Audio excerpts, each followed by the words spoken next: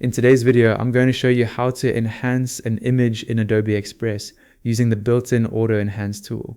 Then fine-tune the result manually if needed. To get started, open your design in Adobe Express and click on the image you want to improve.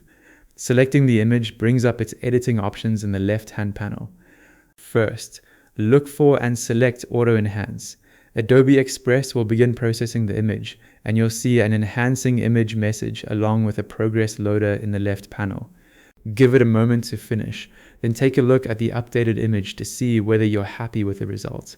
Quick side note, for more straightforward Adobe Express tutorials, subscribe to Ecom Control. If you'd like more control over the final look, go back to the left panel and click Adjust.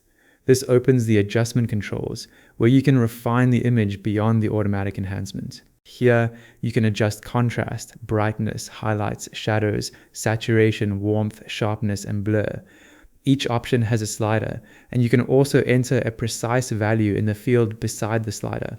Make small changes as you go and watch the image on the canvas, so you can keep the enhancement natural and balanced. And that's it. You've successfully enhanced your image in Adobe Express.